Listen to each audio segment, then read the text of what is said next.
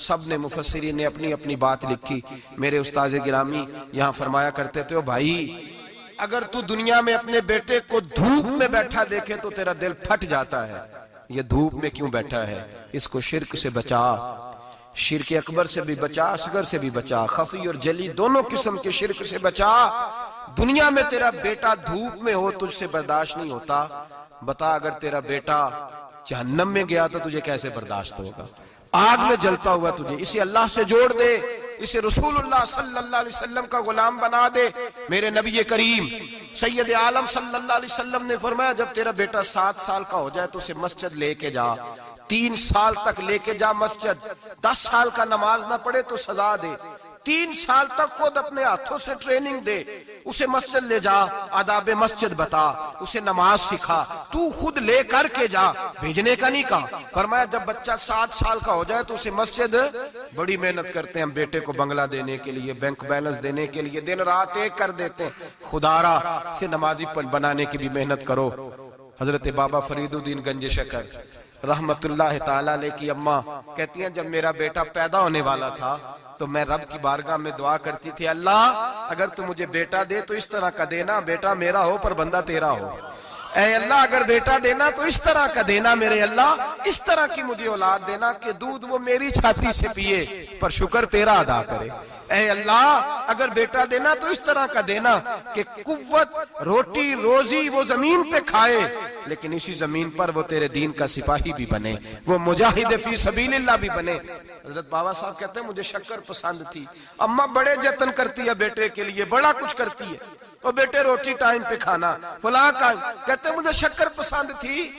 मेरी अम्मा सर्दियों के ठंडे मौसम में उठ के मेरे लिए पानी भी गर्म करती, मुसल्ला भी बिछाती, और फिर एक पुड़िया शक्कर की बना के मेरे मुसल्ले के नीचे भी रखती, कहती बेटा नमाज पढ़े तो अल्लाह शक्कर देता है। आप फरमाते हैं मैं रोज नमाज की 5 नमाज़ों के वक्त मुसल्ला उठाता तो पुड़िया शक्कर की मिलती।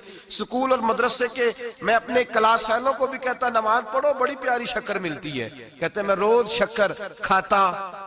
एक सवेरे फजर की नमाज में अम्मा ने वुजू तो कराया, मुसल्ला भी बिछाया, पर देहात की वो सादी बीबी जिसका सारा काम भी खुलूस पे मबनी था, जो ऑक्सफोर्ड से पढ़ी हुई तो नहीं थी लेकिन आदाब ममता उसे सारे आते थे, जो किसी यूनिवर्सिटी की सनद याफ्ता तो नहीं थी लेकिन बेटे के साथ किस तरह का रवैया इख्तियार करना है ये सारा उसे पता था। कहते हैं सादी अम्मा ने सारे काम किए लेकिन शक्कर रखना भूल गई। बाबा साहब कहते हैं मैं नमाज पढ़ने लगा तो माँ ने ये भी बताया था कि नमाजी के आगे से नहीं गुजरते, नमाजी के आगे नहीं होते। अब अम्मा कहती है मैं मजबूर हूँ, दर्स भी मैंने दिया है, भूल गई हूँ, अब शक्कर रखने जाऊंगी तो पर्दा खुल जाएगा।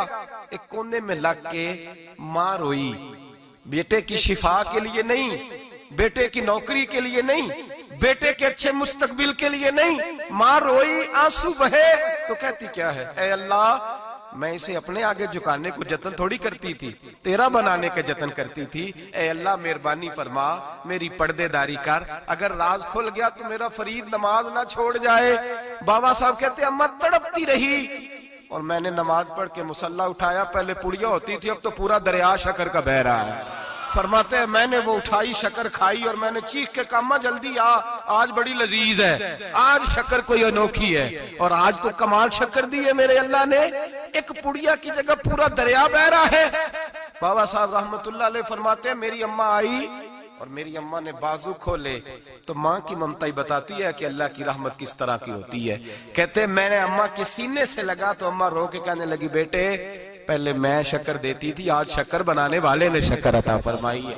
सारी जिंदगी पेशानी से सजदे का नूर नहीं गया, सारी जिंदगी वो लज्जत इबादत नहीं गई, इसलिए कि उस्ताद ने डंडे से नमाजी नहीं बनाया था, इसलिए कि पीर साहब ने ये कह के नमाजी नहीं बनाया था कि नमाज पढ़ोगे तो रोटी में बरकत हो जाएगी, इसलिए कि अल्लामा साहब का वो बात सुन के हम नमाजी नहीं बने थे कि जिस नमाज में बताया जाता है कि बीमारियां खत्म हो जाएंगी नमाज पढ़ने से। अम्मा ने रब से जोड़ने के लिए नमाजी बनाया था। सारी जिंदगी बाबा साहब कहते रहे उठ फरीदा सुत्या झाड़ू दे मसीत, चल हुण उठ फरीदा सुत्या झाड़ू दे मसीत, ओ तू सुत्ता है रब जागदा, तेरी डाडे नाल परीत, सारी जिंदगी नमाज का, नमाज की ट्रेनिंग देना, अपने बच्चों को अपने रब से जोड़ना, अपने बच्चों को अल्लाह के साथ उनका ताल्लुक बनाना, उनको रब वाला बनाना, उन्हें रसूल पाक का गुलाम बनाना, ये ड्यूटी है माँ बाप की। एक बहुत बड़े मुहद्दिस हैं, इतने बड़े मुहद्दिस हैं कि मेरे नबी करीम की मस्जिद नबवी में वो हदीस के उस्ताद रहे। हजरत रबिया बिन अब्दुर रहमान नबी पाक की मस्जिद नबवी में हदीस के उस्ताद हुए। और हजरत हसन बसरी जो जनाब अली के शागिर्द हैं, वो भी हजरत रबिया के शागिर्द हुए। हजरत इमाम मालिक जो 70 साल तक मदीना और मक्का में हदीस पढ़ाते रहे, वो भी हजरत रबिया के शागिर्द हैं। इनके वालिद का नाम था अब्दुर रहमान फरोग। तारीख बगदाद में लिखा है कि बनु उमैया के दौर में, ताबीन के जमाने में जनाब अब्दुर रहमान बिन फरोग घर से चले गए। एक रवायत है बच्चा छोटा था, एक रवायत है बच्चा अभी माँ के पेट में था, जिहाद करने चले गए। उस दौर में ये जिहाद होता था कि एक इलाका फतह किया तो मुसलमान अगले इलाके में चले गए, अगला फतह किया तो अगले इलाके, एक के बाद दूसरे लोग पलट के नहीं आते थे। हजरत अब्दुर रहमान गए, 30,000 दिनार बीवी को दे गए, कहने लगे संभाल के रखना।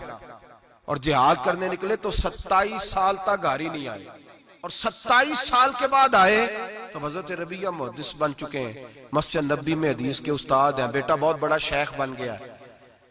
वापस आए, हाथ में नेजा है, काली दाढ़ी थी सारी सफेद हो गई, वजूद बड़ा तगड़ा था, कमजोरी आ गई। आए, नेजा पकड़ा हुआ है, घोड़े पे बैठे हैं, मदीना मुनव्वरा में घर है, दरवाजे पे दस्तक दी। हजरत रबिया ने दरवाजा खोला, अंदर दाखिल होने लगे तो कहने लगे बाबा तू किधर घुसता आ रहा है? किधर? उसने कहा तू पीछे हट, तू मेरे मकान पे कब से कब्जा करके बैठा है। बात तेज होने लगी, आवाज थोड़ी बुजुर्गों की बुलंद होने लगी तो अंदर से जौजा ने सुन लिया। वो दरवाजे की ओर से देखने लगी तो पहचान गई, कहने लगी रबिया पीछे हट जा, ये कोई गैर नहीं है, तेरे वालिद गिरामी है, ये तेरे वालिद हैं। अंदर आए, बाप बेटा मिले, असर की नमाज का वक्त हो गया, बड़ा रोए। 27 साल के बाद बाप लौटा, 27 साल के बाद बड़े रोए। नमाज का वक्त हुआ तो हजरत रबिया जल्दी से वुजू किया, मस्जिद नबवी शरीफ चले गए। जनाबे अब्दुर रहमान फरोग ने भी खाना वाना खाना था, खाना खाने बैठे तो हुक्म देखे शौहर क्या करता है। ये नहीं पूछा कि 27 साल हाल क्या रहा, पूछने लगे मैं तुझे 30,000 दिनार दे गया था, वो किधर है? तो ज़ौजा कहने लगी खाना खा लो, असर की नमाज पढ़ के आओ, फिर बताती हूँ पैसे कहाँ हैं, आपकी रकम बड़ी अच्छी जगह पे महफूज है। कहते मैं नमाज पढ़ने मस्जिद गया, असर की नमाज के बाद मेरे नबी पाक के मिंबर पर एक नौजवान बैठा है। घर में तो उनका अंदाज टोपी पहनने का था ना, सादे आम लिबास में, मस्जिद नबी में जुब्बा पहना है, सर पे इमामा है, खूबसूरत लबो लहजे में रसूलुल्लाह के मिंबर पर बैठकर, नबी पाक के मिंबर पर बैठकर, पता नहीं आपको इस बात की लज्जत नसीब हो रही है कि नहीं, आम जगह नहीं, नबी पाक के हुजूर के मिंबर पर बैठकर नबी पाक की हदीसें सुना रहे हैं, इतना बड़ा मुकद्दर। कहते हजरत इमाम मालिक जैसे लोग, ख्वाजा हसन बसरी जैसे लोग कागज कलम लेके हदीसों की समाअत कर रहे हैं, उनसे दर्स ले रहे हैं। जनाबे अब्दुर रहमान कहते हैं मेरी नजर उठी, कुछ बूढ़ा हो गया था, कुछ उस वक्त वो टोपी में सादे लिबास में थे, पहचान ना पाया। एक शख्स से पूछा यार है तो जवान पर इसके चेहरे की नौरानियत मेरे दिल को भा गई है तो जवान पर इसका हदीसें बयान करने का अंदाज मेरी तबीयत को घायल कर गया। ये कौन है जो नबी पाक की मस्जिद में बैठ के हदीसें बयान कर रहा है? तो कहते इमाम मालिक कहने लगे बाबा जी चुप कर जाओ, हमारे उस्ताद के बारे में ऊंचे लबो लहजे में बात ना करना, देखते नहीं कितने कितने लोग बैठे हुए खामोशी से। तो मैंने कहा मुझे भी तो बता दो ना है कौन? तो कहने लगे कोई अब्दुर रहमान फरोग नाम के बुजुर्ग हैं, ये उनके बेटे हैं, रबिया नाम है। कहते हैं जब लफ्ज कहे तो मेरे आंसू छलक के बाहर आए और मैं हुजूर की मस्जिद में गिर गया और रोने लगा कि यहाँ और मेरे रसूल पाक सैयद आलम सल्लल्लाहु अलैहि वसल्लम के मिंबर पर और मेरा बेटा। कहते मैं तड़प के घर गया और घर जाके मैंने अपनी बीवी को जब देखा तो मेरे आंसू निकल गए। मेरी बीवी समझ गई कि ये मेरे मुहद्दिस बेटे को देख आया है। कहते हैं बीवी रो के कहने लगी मैंने आपके 30,000 दिनार आपके बेटे को मुस्तफा करीम की हदीस का उस्ताद बनाने में खर्च कर दिए। मैंने वो 30,000 दिनार खर्च कर दिए, 30,000 दिनार आपका बेटा मैंने।